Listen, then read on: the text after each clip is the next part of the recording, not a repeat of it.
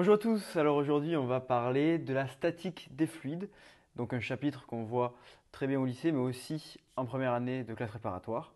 Donc on va étudier dans cette partie des généralités sur la pression statique, puis après nous allons faire des calculs de pression pour une atmosphère où la masse volumique est constante et pour le modèle de l'atmosphère isotherme. Et enfin on parlera également de la poussée Archimède en fin de partie. Donc on va commencer dans un premier temps par les généralités sur la pression. Il faut savoir que la pression a été étudiée en premier lieu par Héron Alexandrin, donc, qui est un ingénieur mathématicien grec du 1er siècle, qui a étudié un modèle de la pompe aspirante. Et à partir de là, on s'est posé la question sur ce qu'était la pression et comment on pouvait la calculer.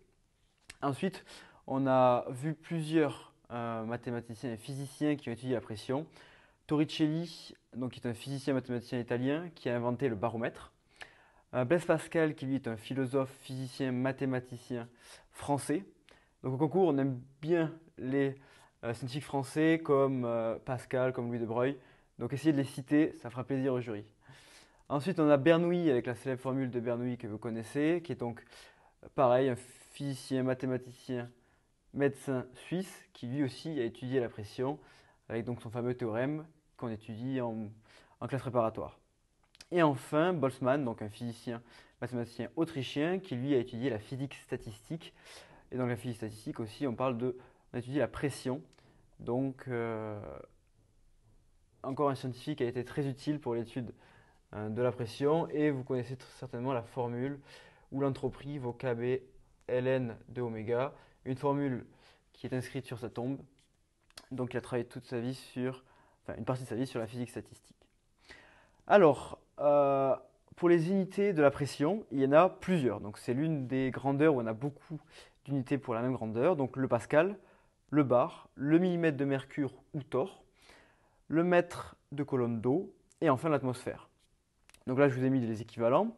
Un bar correspond à 10 puissance 5 pascal, qui équivaut aussi à 750 mm de mercure, ou encore 10,2 mm, 10,2 mètres de colonne d'eau, et encore 0,987 atmosphères. Donc voilà pour les unités pour la pression.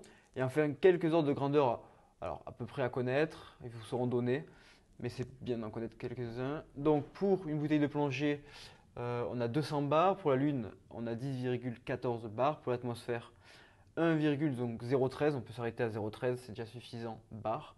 Et enfin, le champagne, c'est 5 bars. Donc voilà quelques ordres de grandeur pour la pression. Et donc dans une seconde partie, on va voir le calcul maintenant des forces de pression sur un système. Donc on voit ça de suite. Donc on va reprendre maintenant, après avoir vu les généralités, on va voir maintenant le calcul de force de pression. Donc la pression c'est une force surfacique, on va voir la force surfacique élémentaire. Et ensuite on verra la relation fondamentale de la statique des fluides avec deux exemples. Le cas où on est dans un fluide incompressible et le cas où on est dans le modèle de l'atmosphère isotherme. Donc il faut savoir que la pression, donc on a la force de pression qui va s'exprimer comme la pression fois la surface. On est dans un cas où la pression ici est constante. D'accord. Donc il faut savoir que donc la pression, c'est donc des newtons par mètre carré. Donc c'est donc une force surfacique qui va s'appliquer sur une surface. Là, on est dans le cas où, comme j'ai dit, la pression est uniforme. Maintenant, la force surfacique élémentaire, lorsqu'on est dans un cas où la pression n'est pas uniforme, c'est dF égale la pression en M fois ds, donc l'élément de surface élémentaire. Donc ici, on a un fluide qui va appliquer une pression sur notre système. Donc elle va s'appliquer donc sur une surface et ds va être orienté suivant la normale dn. Donc on peut avoir ici Pm fois ds fois n au point M. Donc maintenant, quand je vais faire la résultante de toutes les forces de pression qui sont appliquées sur mon système par le fluide, je vais avoir donc une intégrale. Puisque ma force totale, ça va être l'intégrale double sur ma surface du système fois donc le df. Et ici, ça va être égal à Pm ds Donc si on fait le cas par exemple d'une sphère, si j'ai une sphère, on voit que sur la surface d'une sphère, la grandeur qui ne varie pas, ça va être la grandeur ρ. Donc quand en coordonnées sphériques, j'ai ρ, θ et φ, donc celle-là ne varie pas. Elle va être invariante sur ma surface.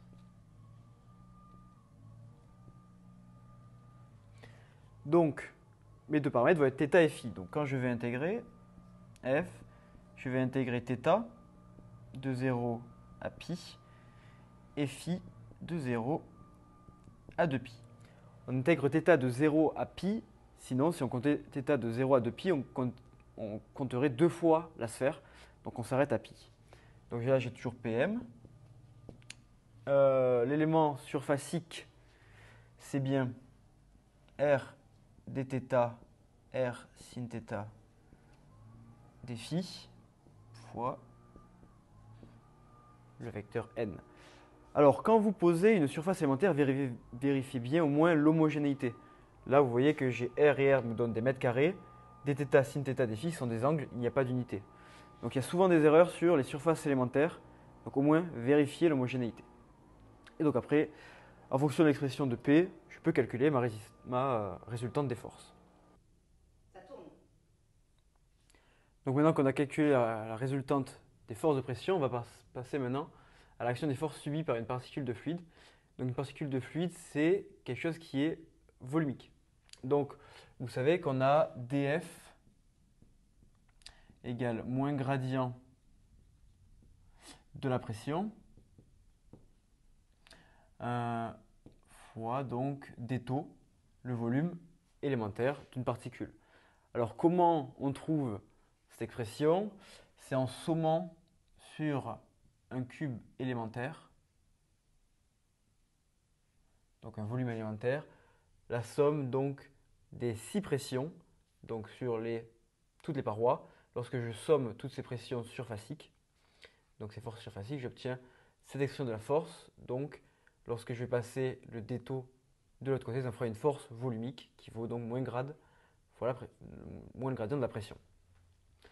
Donc quelque chose qui est très important dans la statistique des fluides, c'est donc la relation fondamentale qui provient tout simplement du PFD. Donc j'ai masse accélération égale moins le gradient de la pression fois des taux, donc la force surfacique, plus le poids, donc m fois g. Donc on suppose ici qu'en statistique des fluides, notre système, donc le même que celui-ci, n'est soumis qu'aux forces de pression dues au fluide et à son propre poids. Donc lorsque je remplace la masse par sa masse volumique fois le volume, donc des taux par exemple, je vais pouvoir simplifier les d taux partout.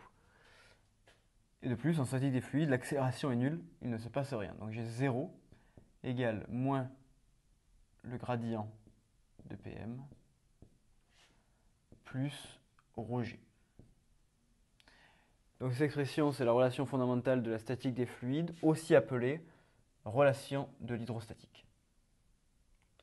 Et c'est cette expression qu'on va utiliser ensuite. Dans les deux cas. Le premier cas, lorsqu'on a un fluide incompressible, et le deuxième cas, le modèle de l'atmosphère isotherme. Donc je réécris simplement ce que j'ai écrit au-dessus, que le gradient de la pression au point M, c'est égal à ρg. Voilà, donc si on suppose que la pression ne dépend que de Z et que notre axe est ascendant, je peux écrire que j'ai la dérivée de la pression par rapport à Z égale moins ρg. Lorsque je projette le gradient et que j'exprime le gradient. Donc là, dans un fluide incompressible, ce qui est important, l'hypothèse importante, c'est que la masse volumique, elle est constante. Donc finalement, j'intègre cette expression très basique qui me dit que j'ai Pz qui vaut moins ρg Z plus une constante. Alors souvent, pour trouver la constante, on se place en Z égale 0. Donc suivant notre système, très souvent, vous verrez que la constante vaut la pression atmosphérique P0.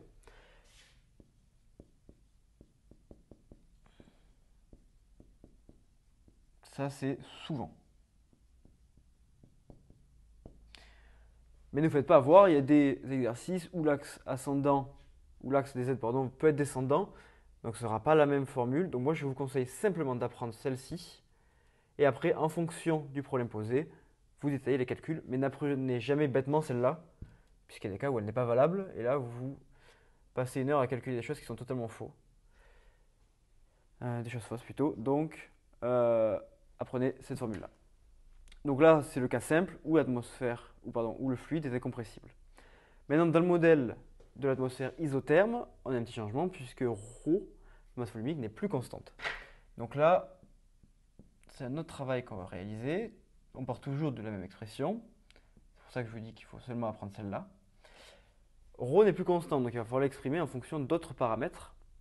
Et on peut utiliser notamment la relation des gaz parfaits, puisque j'ai PV égale nRT.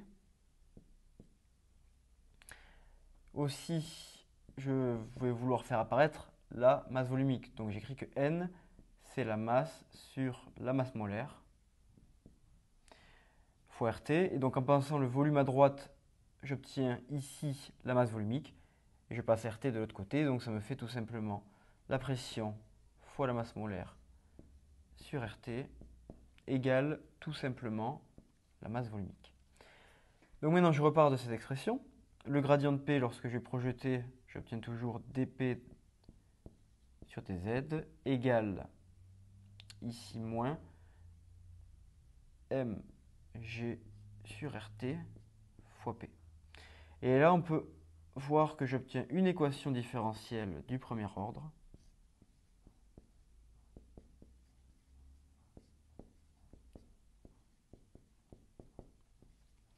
que vous savez résoudre. Donc ici, on a pz égale une constante exponentielle moins mg sur rt fois z. Et comme je l'ai dit, dans 99% des cas, la constante ici, on la calcule en 0 et elle faudra P0, la pression atmosphérique.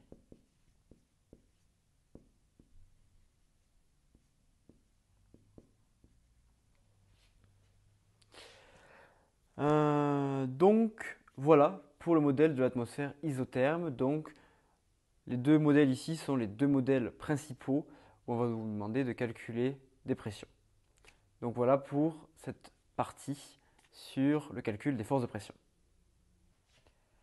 Alors, je fais une petite parenthèse sur le résultat qu'on a trouvé précédemment. La pression en Z, c'est égal à P0 exponentielle de moins mgz sur RT. À partir de cette expression, on peut faire apparaître le facteur de Boltzmann, qui est donc celui-ci.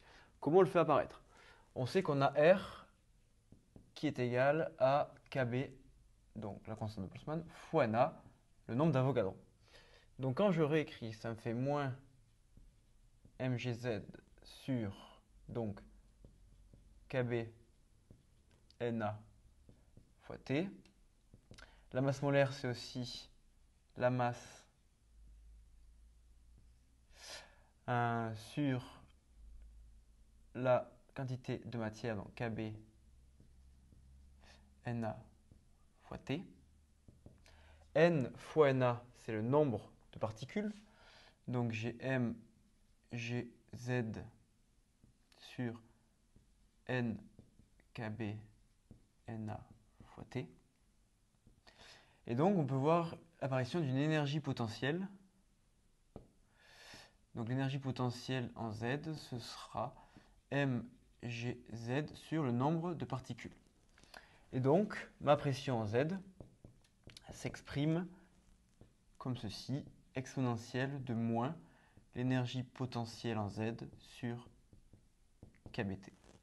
Et là, on fait apparaître donc le facteur de Boltzmann, donc présente dans la physique statistique. On a une énergie potentielle et donc kBT, c'est donc une énergie qu'on appelle énergie d'agitation thermique.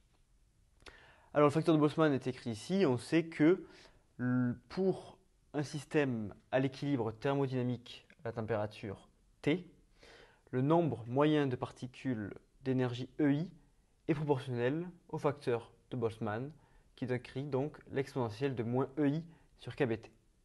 Donc voilà, c'est une petite parenthèse sur le facteur de Boltzmann qu'on peut vous demander au concours. et donc comment on le retrouve à partir du résultat précédent. Dernière partie qu'on va aborder maintenant, c'est donc la poussée d'Archimède. Qu'est-ce que la poussée d'Archimède?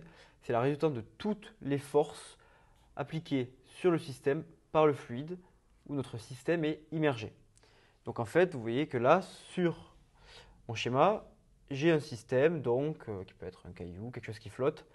Bon, du coup, un caillou ça flotte pas, mais plutôt, je sais pas, une bouée qui va être immergée, donc une partie qui est immergée sous l'eau et une qui n'est pas immergée. Il faut savoir que le poids donc du système s'applique à ce qu'on appelle le centre de masse. Donc on suppose qu'il est au milieu. On va appeler ça P.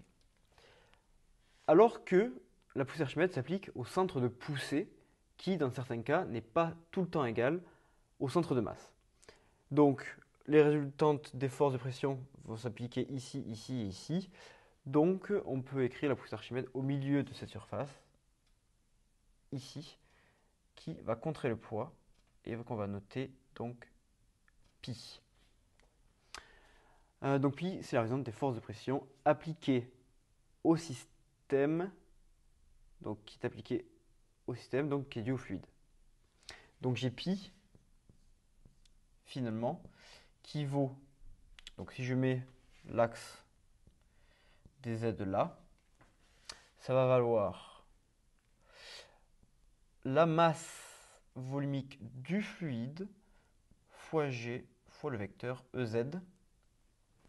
D'accord? Alors que le poids serait en réalité la masse volumique du système fois g fois ez. Donc, la poussée d'Archimède s'applique seulement en statique des fluides. Ne parlez pas de poussée d'Archimède quand on a un écoulement, par exemple, comme on voit en spé. Là, c'est seulement en statique des fluides. Il faut bien faire la distinction que on a un centre de masse et un centre de poussée qui peuvent être souvent différents, et que la poussée d'Archimède va contrer le poids, et donc c'est le principe de la montgolfière qui permet donc de lever la montgolfière. Donc voilà pour cette petite partie sur la poussée d'Archimède. Et globalement, pour conclure cette vidéo sur la statique des fluides, on a abordé les éléments principaux du cours de sup que vous devez connaître. Donc voilà. Donc j'espère que cette vidéo vous aura plu. N'hésitez pas à vous abonner et à laisser un commentaire. Et on se retrouve bientôt.